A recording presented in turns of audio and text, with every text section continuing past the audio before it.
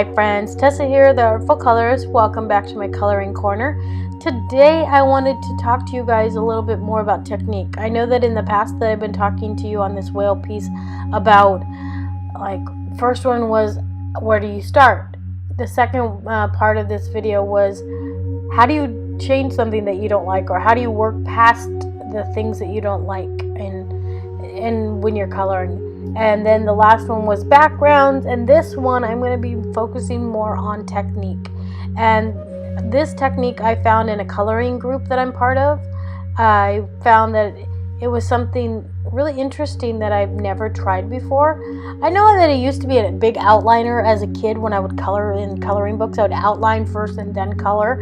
It was just something I've always done, but I never thought that I could take it and use this technique as the way that I'm using it now. I took a Staedtler fineliner and I used a hot pink color in that, and then I took some Copics and I laid down a flat color, and then I took some Faber-Castell Polychromos colored pencils and I added some shadows and highlights and kind of added a little pop of color on it. And I found that this technique is really cool, and I liked how it turned out. I've seen other people use it in a different way, and their work just looked really neat. It works. This technique that I'm using does work a lot better when you're using more like gray tones or black and white with gray tones for the shadows and that stuff, because then you can actually highlight and then color out in a lighter color. And it actually looks really neat, and it kind of enhances how they have more of the gray tones. I've never been a fan of those until recently. I just thought that was like, well, why are you adding the gray tones for it when I really want to add the shadows and highlights? But I'm finding that it's something that, you know, not everybody can do that. So you need that kind of thing sometimes. But with this piece, I wanted to show you that you could do it also on more of a flat colored line art, just the line art with no gray tones added to it, and it works out really well. I found that going around and outlining all of the pieces that I wanted to be that more peachy or corally color, I could, and then I could go back in and add some where I didn't even outline them at all, and I colored them in, and I highlighted them with I colored them in with the Copic markers without any highlights. And I thought that was a really nice balance, because it kind of gave a little bit more, like, this piece is colored but this has no shadow or that pink color, so it's not an overall pink outline, and it gives it a little bit more dimension or depth, I guess you want to say, to the piece. I don't know. I liked how this turned out. I just thought that this technique was really cool. If you guys want me to go more in depth on the technique, I can in another video, and so that you guys can see more exactly where I was coloring and how I was doing this. I also wanted to kind of real briefly talk to you guys about, if you guys like, I'll put a poll up in the corner of the video, if you guys like this new camera angle. Instead of being from the top down, I'm doing more from the side. I'm using a little action camera like a GoPro, but it's not a GoPro, it's a knockoff one. But I thought that this would give me a little bit more, kind of a different angle, so you guys can see a little bit more on how I like do things. So yeah, just leave a comment in the box below, or you can take the poll that I'm going to put up on this video soon. It'll pop up in the corner, or it might have already popped up. I don't know. Well, depends on where I put it. So yeah, sit back and relax and enjoy this video. I'm not going to talk for the full almost 18 minutes. I will actually come back at the end and just wrap things up and talk to you guys.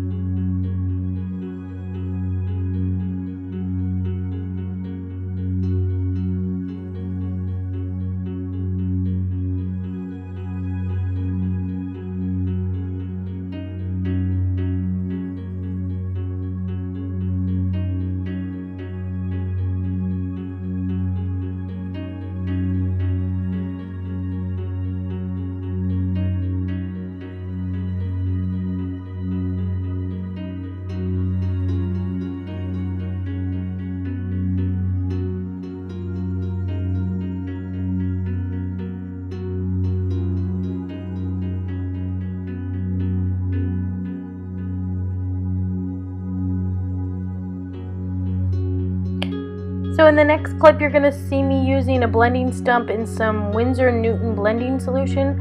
And when you see my hand go off to the right hand side, that is me dipping the blending stump into the blending solution. And the blending solution that I like to use is the Winsor&Newton White Spirit.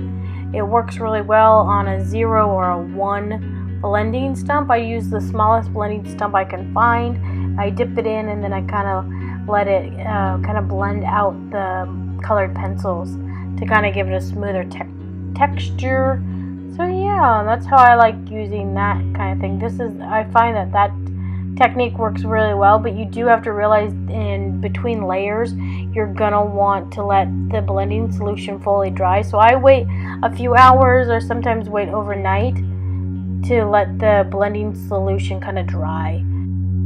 Here I'm going in with the Faber-Castell Polychromos and kind of doing a light and kind of edging of color on the edges of all the different little kind of coral pieces, and adding some shadows from the edges and kind of adding just a little bit more, so it's not just a flat color, it has a little bit more pop and dimension.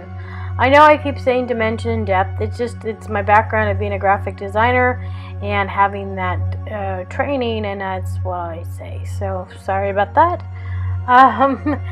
Yeah, so I just do a light color with the colored pencils, and then I go back and then I blend it out and kind of give it a little bit more the smoother technique like I was talking to you guys before with the Winsor&Newton White Spirit.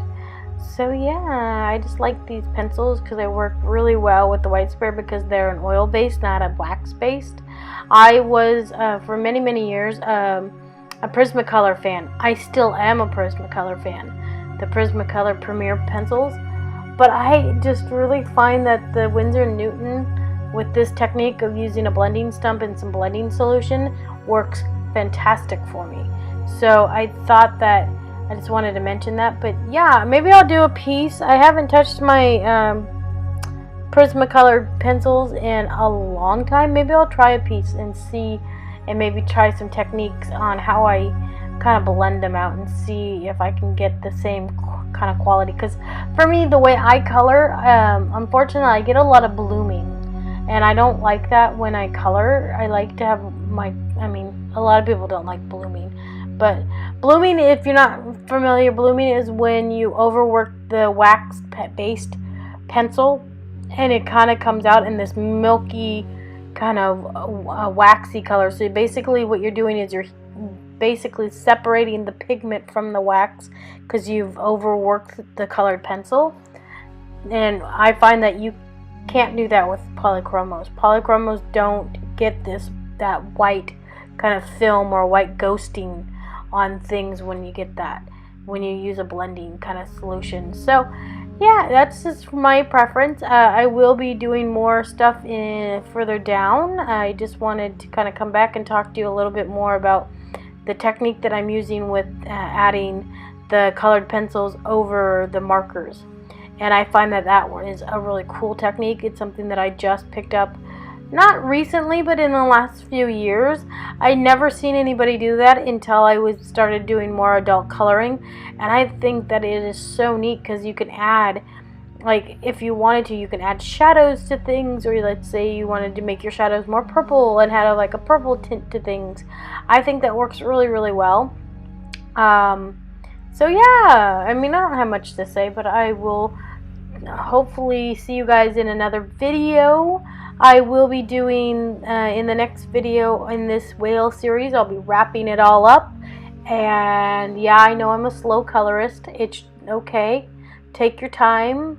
But yeah, in the next video I'm going to wrap this up, and I am going to be talking to you guys about finishings and details and coloring the fish, and then we will start adding the finishing touches like white highlights if you want to do that with a gel marker or a gel pen. And then I also am going to add some gold and some silver highlights with some Winsor&Newton markers or inks. So thanks for watching, and I'll see you guys soon.